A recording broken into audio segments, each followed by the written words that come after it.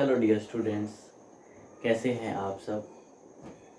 हम एक्सरसाइज 1.4 की तरफ आगे बढ़ते हैं और हम जानते हैं कि जो रियल नंबर है वो दो तरह से होते हैं, रेशनल नंबर और इरेशनल नंबर। मैं ये आपको इसलिए बता रहा हूँ कि कुछ नंबर की प्रॉपर्टीज़ समझना आपके लिए ज़रूरी है और यह आपके एक्सरसाइज 1.4 में तो आएगी ही आएगी और फर्दर आपकी लाइफ में बहुत काम आएगी।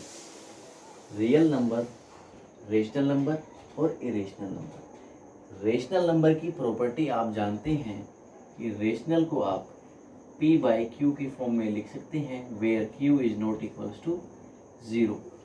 और रेशनल जो है वो दो तरह के नंबर्स हो सकते हैं।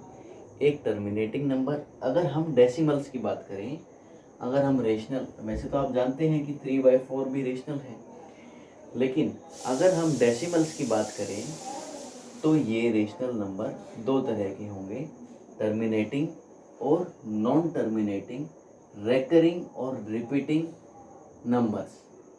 टर्मिनेटिंग नंबर वो नंबर होते हैं जो टर्मिनेट हो जाए या कुछ 1, 2 पॉइंट, 3 पॉइंट, 4 पॉइंट के बाद तक वो ख़त्म हो जाए। जैसे आप लिख सकते हैं 1/2, ये हो जाएगा आपका 0.5। 1/4 आप लिखेंगे, ये हो जाएगा 0.25। तो आप देख रहे हैं कि ये टर्मिनेट हो जाते हैं एक पॉइंट के बाद। नॉन टर्मिनेटिंग, रिकरिंग और रिपीटिंग, इसका मतलब जो नंबर टर्मिनेट ना हो और साथ में रिपीटिंग भी होते रहें। जैसे 1/3, अगर आप इसको सॉल्व करेंगे तो आपका आंसर आएगा 0.333। ऐसे ये चलता जाएगा, टर्मिनेट नहीं होंगे लेकिन रिपीट होते रहेंगे। तो आप इसको लिख सकते हैं 0.3 के ऊपर बार। बार जो होता है वो होता है रिपीटिंग का सिंबल शो करने के लिए।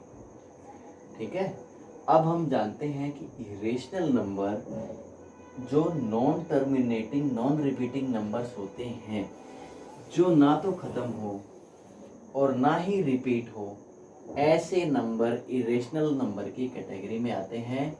इन्हें हम p/q की फॉर्म में नहीं लिख सकते।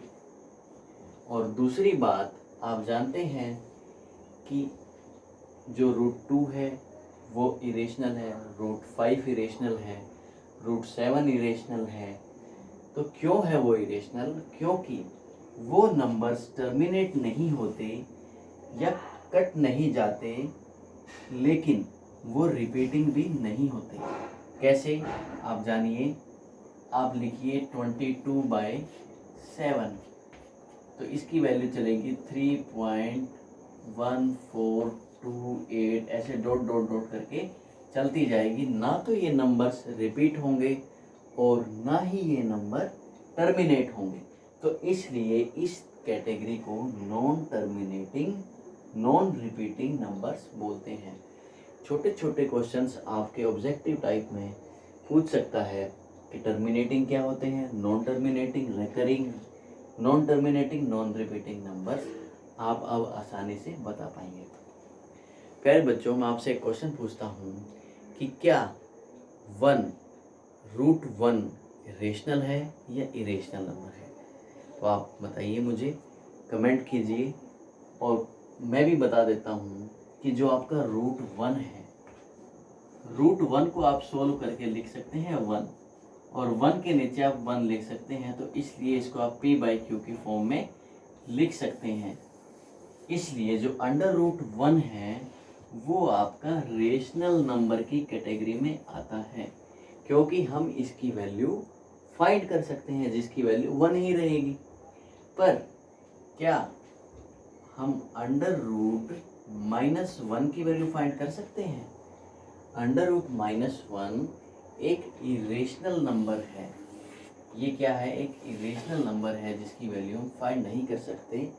√-1 को आप आयोटा लिख सकते हैं। एक आयोटा क्या होता है ये आप बाद में समझेंगे। ये इमेजिनरी नंबर्स होते हैं जो हम नंबर लाइन पे रिप्रेजेंट नहीं कर सकते। तो प्यारे बच्चों, आपने देखा रेशनल नंबर दो तरह से, टर्मिनेटिंग और नॉन टर्मिनेटिंग बट रिपीटिंग। पर इरेशनल नंबर नॉन टर्मिनेटिंग और नॉन रिपीटिंग नंबर्स होते हैं। अब आपसे हम पाई के बारे में और डिस्कस कर लेते हैं। आपको पता है कि पाई जो है, पाई की वैल्यू सॉल्व नहीं की जा सकती।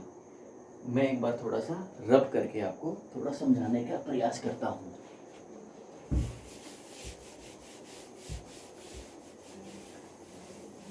हमने 1 और √1 के बारे में जाना, अब हम आपसे पाई के बारे में डिस्कस करेंगे। अगर हम पाई की वैल्यू जब 3.1428 ऐसे करते चलेंगे तो ये वैल्यू आपकी इरेशनल नंबर में काउंट होगी, दैट इज इरेशनल।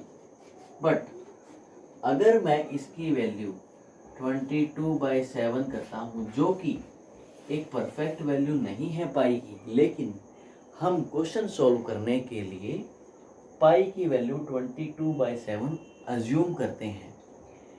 पाई के बारे में मैं आपको और ज़्यादा डिटेल में फिर कभी बताऊंगा, लेकिन आप ये समझिए कि जो 22/7 है वो आपकी एक अज्यूम्ड वैल्यू होती है पाई की, जिसे हम रेशनल नंबर मान सकते हैं।